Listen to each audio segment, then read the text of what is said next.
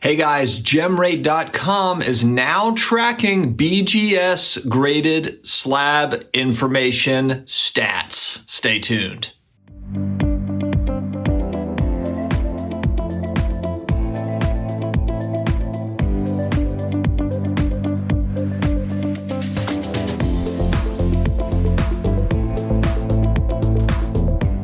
Hello to all my sports card friends, collectors, investors, hybrids, whatever you call yourself. Thank you very much for joining me here today for another video. I thought this was kind of important. I saw this actually a few days ago. GemRate.com, I think it's a great site that's doing a lot of good work tracking data, population data, whether it be PSA or now BGS. They came out that they are now tracking Beckett graded slabbed cards. This is going to be good when making comparisons with cards that we are looking at. It's important to know because everyone talks about PSA, but BGS, another huge grading company that is grading a ton of cards. Guys, if you are new here, please hit that subscribe button. If you like what you hear, the like and a little tappity tap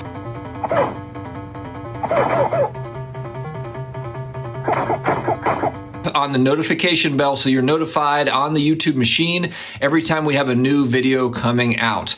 I'm excited. Tomorrow night, I've got Raul from IAH Sports YouTube channel. He will be coming on Tuesday night for a quick talk. I have not had a chance to meet him formally. I like his channel, so I will be having a live stream tomorrow night at 9 p.m. Eastern.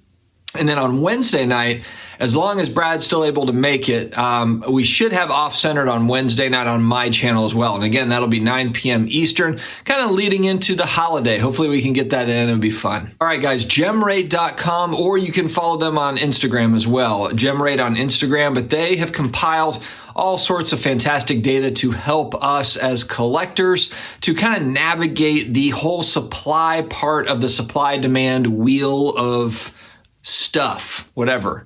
But no, it's important data and it's very helpful, especially if you're looking at getting a particular card and we don't know print runs on anything. You know, we're not going to ever know print runs, I'm assuming. We're always kind of guessing and speculating on what print runs are for a particular card, and not necessarily that pop reports are everything, population reports are everything, but they do give us an idea of kind of how scarce something is. And yes, just because something is scarce doesn't mean that there's any demand for it, but a lot of times we have kind of a good feeling as to what cards have demand, and it's just a matter of picking out which card, especially in this new world now. I shouldn't say new, but the world of parallels and inserts, where a particular rookie has 100 different rookie cards and different parallels of that rookie card and insert cards, and so there's unlimited kind of options for a lot of these players and their cards. So this data is very, very important to help with that. All right, we are going to take a look at the most graded BGS cards of all times, and kind of the usual suspects. Some of these will not surprise you at all, but still very interesting data nonetheless.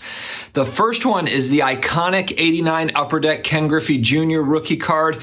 This is a big chase card from when I was a kid. This is my era. This was the first glossy card, really.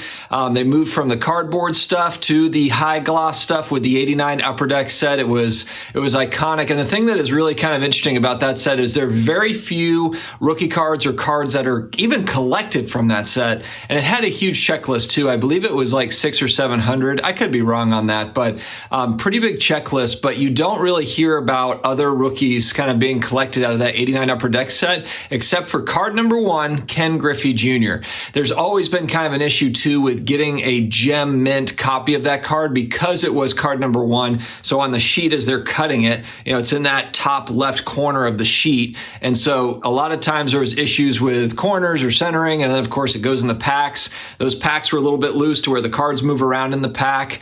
But I remember, man, that was a fun time during my childhood, opening up packs of 89 Upper Deck and chasing after the Ken Griffey Jr. rookie cards. It was an expensive pack back then too. That was like $1.25 to $1.50 a pack, when before it was like more like 50 cents, 75 cents a pack.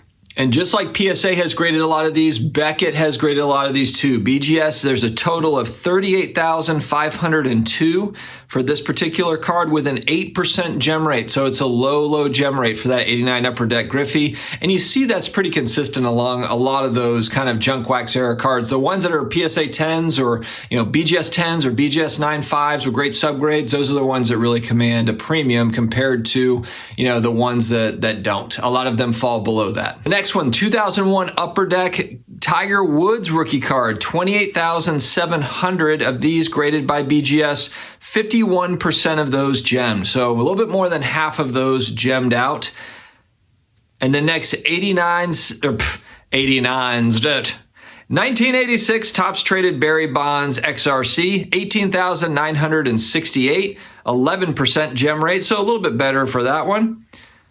1993 SP Foil Derek Jeter rookie card. That's a popular one, obviously. And man, this was a tough grade foil card. So it was, the surface issues, I think, is probably what gets a lot of those. 17,309 with a 2% gem rate. And believe it or not, the 85 Topps Mark McGwire Olympic rookie card, which is not glossy or foiled or anything, that's just a cardboard card, has a 1% gem rate with 14,561 total that have been graded. And this is going to shock no one that next up we've got 2019 Zion Williamson Prism Base rookie card. Man, so there's 20,000 plus PSA 10s, and then you've got 13,842 more cards that have been graded by BGS with a 74% gem rate. 74%. Man, that's high. That is high. The 2019-2020 set, that Prism basketball set, is probably going to be the most graded set of all time until Fanatics comes on to the scene. But we'll see. I know I'm not going to get into the Fanatics speculation talk, but I do think there's going to be so much product coming out when those guys are running it. And lastly, the 86 the 86 Fleer Michael Jordan rookie card, 12,515 with a 4% gem rate.